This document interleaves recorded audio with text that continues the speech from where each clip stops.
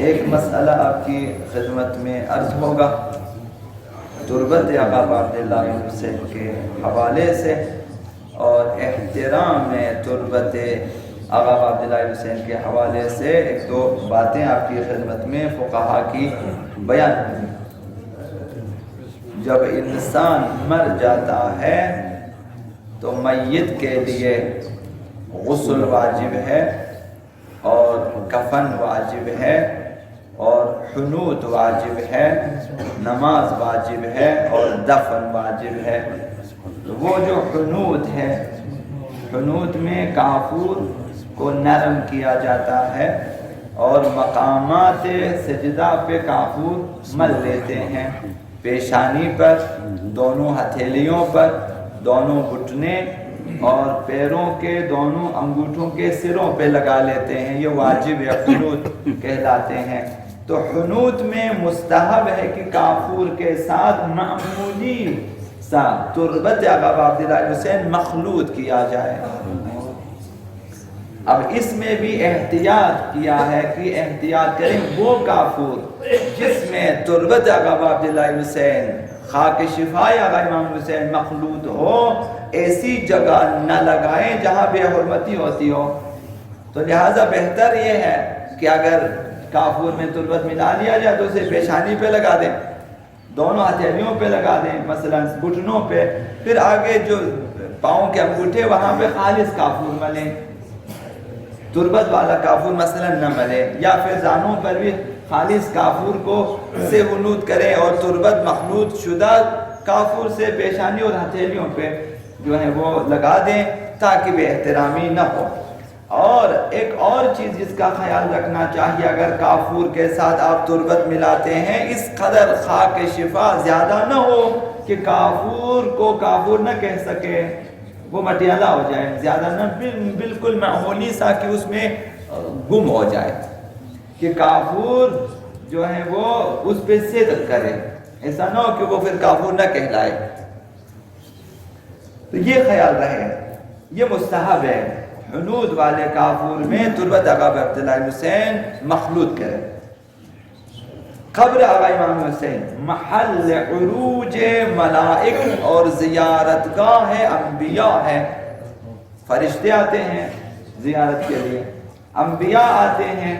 قبر آقا امام حسین پہ زیارت کے لیے، اور ایسی جگہ ہے جو خاک کعبہ پہ برتری رکھتی ہے۔ جہاں کعبہ واقع ہے اس زمین پر، اس زمین کو خاک کربلا اور قبر آقا امام حسین کی مٹی کو برتری حاصل ہے، تو لہذا اس کی حرمت واجب ہے۔ حضرت آیت اللہ دستغیر نے فرمایا کہ تربت سید الشہداء کی بے حرمتی گناہان کبیرہ میں سے ہے، گناہان کبیرہ میں سے جن کے لیے سزائیں معین ہیں، خدا تعالیٰ نے اس کے لیے عقاب بہت زیادہ بیان کیا ہے، ان میں سے کہ ہے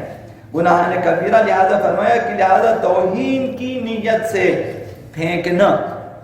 اہانت کے طور پہ خاک شفا کو کہیں پھینک دینا، یا پھر لگدمال کرنا کہ پیروں سے اسے ٹھوکر مارے اور اسے آگے پیچھے گرا، بے حرمتی کرے،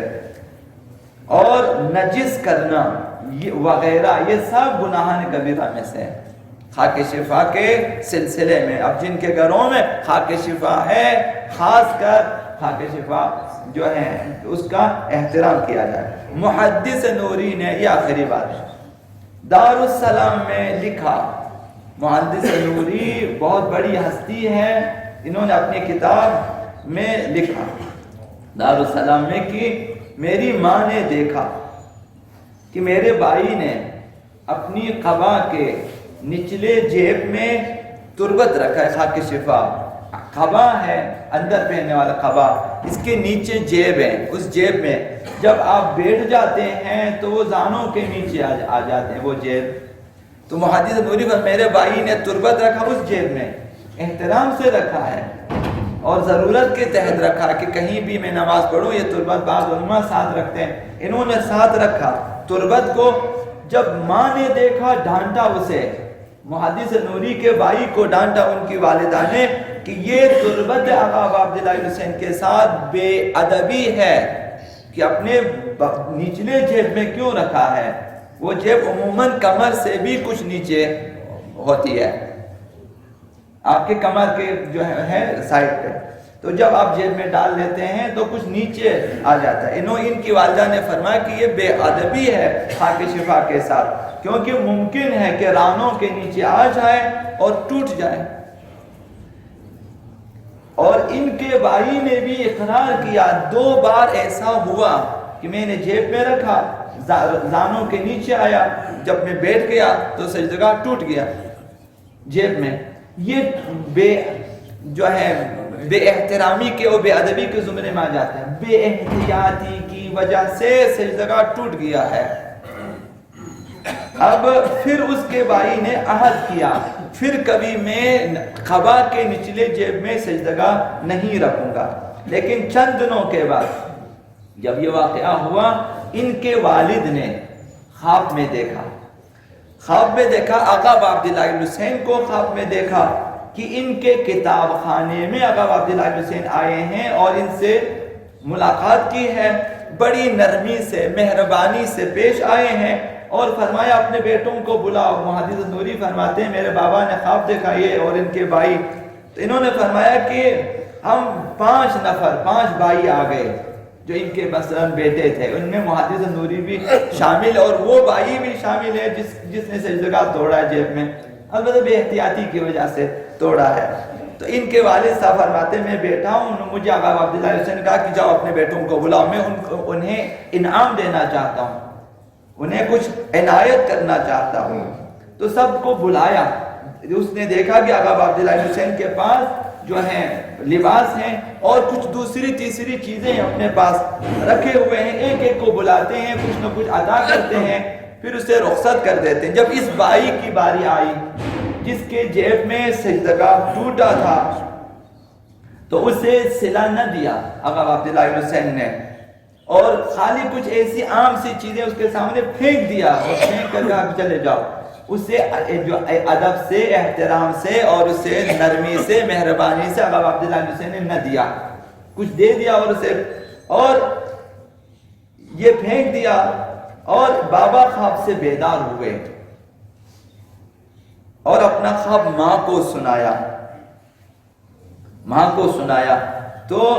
ماں نے یہ حکایت وہاں پہ بیان کی۔ آقا عبداللہ حسین نے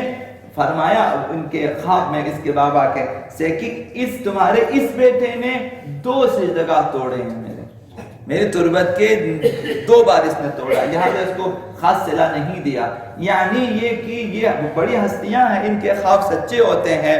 تو اس لیے عرض کرو خاک شفا جہاں بھی ہے، جس گھر میں بھی ہے، احترام کریں۔ اس دن بھی عرض کیا کہ جس قالین پہ جس جانمازوں پہ ہم 7 دن بھر چلتے رہتے ہیں وہاں آپ سجدگاہ کو رکھ لیتے ہیں، اولا خاک شفا اگر ہے تو اس کی بے ادبی ہے، دوماً ان میں اللہ کے رسول کے اور ائمہ اطہار کے آقا عبداللہ حسین کے نام لکھے ہوتے ہیں، آقا امام رضا کے نام لکھے ہوتے ہیں، اور وہ آپ وہاں پہ رکھ لیتے ہیں اور نماز پڑھ لیتے ہیں۔